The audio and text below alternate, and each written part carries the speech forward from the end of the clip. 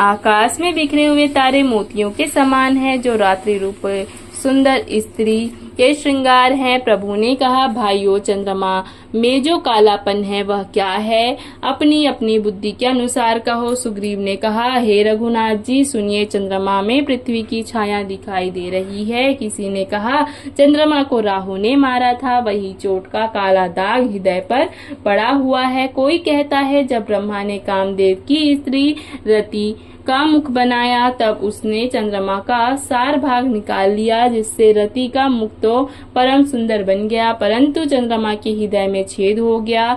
वही छेद चंद्रमा के हृदय में वर्तमान है, जिसकी राह से आकाश की काली छाया उसमें दिखाई पड़ती है। प्रभु श्री राम जी ने कहा, विष चंद्रमा का बहुत प्यारा भाई है, इसी से उसने जहर को अपने हृदय में स्थान दे रखा है। विषयुक्त अपने किरण समूह को फैलाकर वह वियोगी नर नारियों को जलाता रहता है। हनुमान जी ने कहा, हे प्रभु, सुनिए, चंद्रमा आपका प्रिय दास है।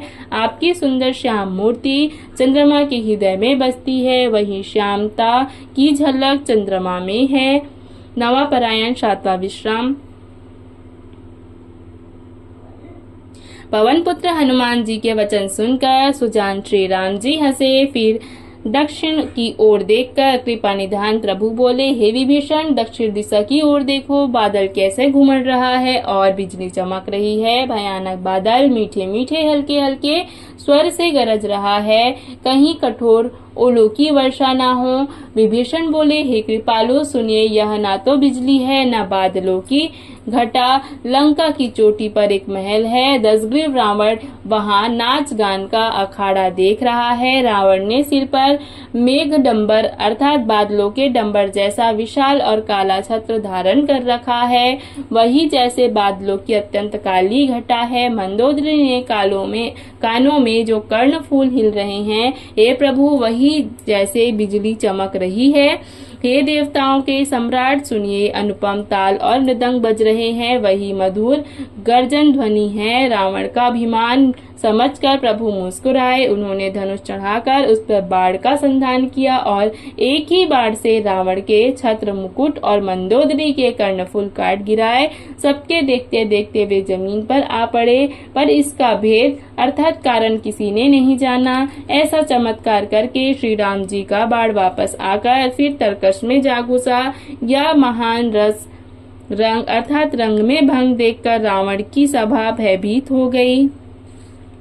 न भूकंप हुआ, न बहुत जोर की हवा आंधी चली, न कोई अस्त्र शस्त्र ही नेत्रों से देखे। फिर ये छत्र, मुकुट और कर्णफूल कैसे कटकर गिर पड़े।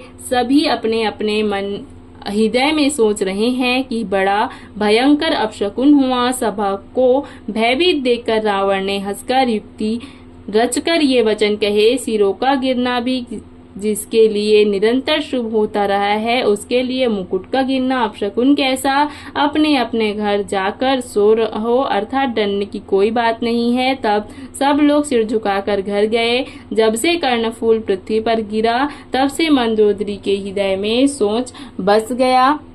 आंखों में जल भरकर दोनों हाथ जोड़कर वह कहने लगी, हे प्राणनाथ, मेरी प्रार्थना सुनिए। हे प्रियतम, श्री राम से विरोध छोड़ दीजिए। उन्हें मनुष्य जान कर मन में हठ ना पकड़े रहिए। मेरे इन वचनों का विश्वास कीजिए कि वे रघुकुल के शिरोमणि श्री रामचंद्र जी विश्व रूप है। यह सारा विश्व उन्हीं का रूप है। वे जिनके अंग अंग में लोकों की कल्पना करते हैं। पाताल जिन विश्व रूप भगवान का चरण है। ब्रह्मलोक सिर है। अन्य बीच के सब लोकों का विश्राम स्थिति जिनके अन्य भिन्न भिन्न अंगों पर है। भयंकर काल जिनका भ्रिकुटी संचालन अर्थात भावों का चलना है। सूर्य नेत्र है। बादलों का समूह बाल है। अश्विनी कुमार जिनकी नासिका है। रात दिन जिनके अपार निमेष है। दशो दिशाएं कान है।